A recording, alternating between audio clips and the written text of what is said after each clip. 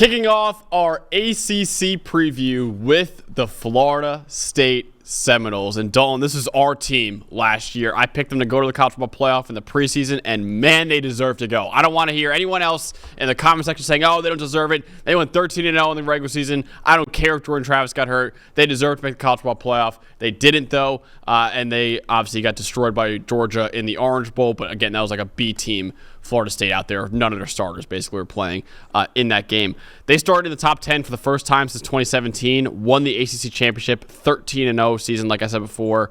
It's going to be really difficult for them to match those highs because 10 of their 13 most valuable players from last year are now gone, according to our wins above average metric.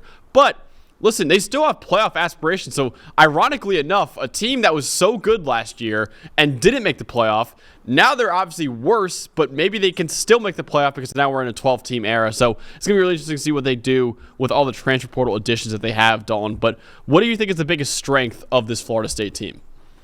Look, you're right. They lost an absolute boatload of talent, especially to the NFL draft. But the one thing that looks stable, especially offensively, is their offensive line, right? They returned 4 of the 6 guys that played at least 300 snaps last year.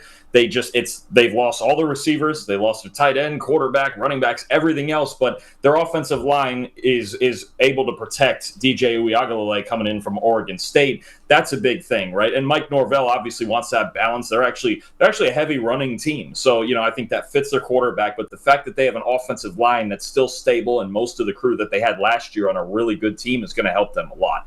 Absolutely. You just mentioned it, man. The biggest weakness of this team is the skill position players, I would probably say. And I don't think it's bad necessarily. It's just they're unproven right now. And you mentioned before, the offensive line is probably a top 10 offensive line in college football. Skill position players have a lot to prove as of right now because you lose your top 3 pass catchers from last year in Keon Coleman, Johnny Wilson, and Jaheim Bell. All 3 of those guys are stars, right? And they're all gone now. And you lose your superstar running back, Trey Benson, as well. So you lose so much in terms of your skill position players. The replacements, again, they have potential. I'm not saying they don't have potential, but they just aren't as star-studded heading into the year. Whereas last year going into the year, we're like, oh, Johnny Wilson could be a first-round pick. Keon Coleman could be a first-round pick. Jaheim Bell is one of the best tight ends in the country. Trey Benson's one of the best running backs in the country.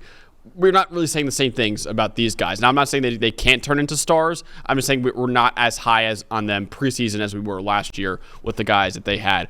But, Dalton, one guy that they brought in to replace Jordan Travis is DJ Uiagalelei, who is now back in the ACC after transferring from Clemson to Oregon State. He goes from Oregon State to Florida State now. What should we know about him, the former 5-star recruit, as he heads into his first year as Florida State's starting quarterback? Well, it's certainly been a winding road, but when you watch him, he's gotten a little bit better each year and had a career year last year at Oregon State in an offense that I think suited him better, right? They were run heavy. It was play action. Occasionally, they would use his legs. I wonder if Mike Norvell will even ask him to do that a little bit more because he's a big, imposing presence, right? 6'5", 230, 240 pounds. He can do those things, and he's got a huge arm. He's got one of the strongest arms in college football, capable of making any throw on the field. Question mark is the accuracy, right? Last year, he completed less than 54% of his non-play action passes, so he still really leans towards the play action game and being supported by the run game. But I think Mike Norvell's offense is one that fits him. And if Florida State is playing from ahead, much like Oregon State did last year, then DJ can be really, really productive. Yeah, absolutely. And one guy he's really going to rely on up front to protect him is Darius Washington, who's a really, really experienced tackle for Florida State, and really one of the few players on this offense that's really experienced as of right now. He's a 6th-year senior. He's played at least 250 snaps for the Seminoles in each of the last 5 years. He had his best year yet this past season with an 84.6 pass blocking grade that led all ACC tackles, and he was 5th among ACC tackles in run blocking grade as well. He's shuffled all over Florida State's offensive line. He's played obviously left tackle. He actually played over 150 snaps at center this past season. He should be the left tackle once again this year, and he's one of the best returning tackles in the conference right now. I think Darius Washington is a very underrated offensive tackle that we have in college football right now. I agree. Their offensive line's the most stable part of their offense, and their secondary, just like last year, is the most stable part of their defense. We've seen Florida State, I would argue, had the best best cornerback room, I should say, in the country last year. We saw two of those guys get drafted in Renardo Green and Jerryon Jones, but this year they're bringing back a really good one in Azareye'h Thomas. He's 6'2", he's 194 pounds, and he's a ball hawk, man. He had the third highest forced incompletion rate in the Power 5. Lengthy, rangy, man-to-man corner, and those are the types of guys that Florida State likes as a team that plays a lot of man coverage when they can. But Azareye'h Thomas is a guy who's going to be on NFL Scouts' radar next year. Absolutely. So, Dalton, tell me about the bottom line for Florida State. Do you expect them to make a 12-team college football playoff after just missing out on the 4-team last year? Or what are your expectations for this new version of the Seminole squad? I think they're actually maybe the hardest team in the ACC to predict right now because they lost so much and they have so much new stuff coming in, right? And we know they're gonna run the ball, and Mike Norvell's gonna have them ready to play, and their secondary will be really good. But it's a matter of DJ being ready for this sort of spotlight now to really contend for an ACC title, being back in the ACC, and what's going to be better than the revenge game against Clemson, right? But can they piece it together with all of the pieces, to me, especially that they lost? You mentioned that receiver, and in the front seven for that matter, right? Especially a guy like Jared Verse and Braden Fisk, in your pass rush. There's a lot that they lost, so I don't know if they can replenish that, but they can certainly compete towards the top of the ACC. I think it's going to be incumbent on DJ to take one more step in his game. He had a very good year last year at Oregon State, but there were still times when they fell behind that he couldn't quite bring them back in games. Those are the moments that I wonder about, is if Florida State falls behind and they can't rely on the run game and play action, does DJ have enough in him in that one big spot? Maybe if they're down 7 to Clemson like they were when Jordan Travis was there last year, can they make that same comeback in the big games? Yeah, I think it's a really good point. And I think, mentioned the pass rush. I think one guy we haven't even talked about yet is Patrick Payton, who they're going to really rely on this year. A lot of people think he could be a first-round pick in the NFL draft.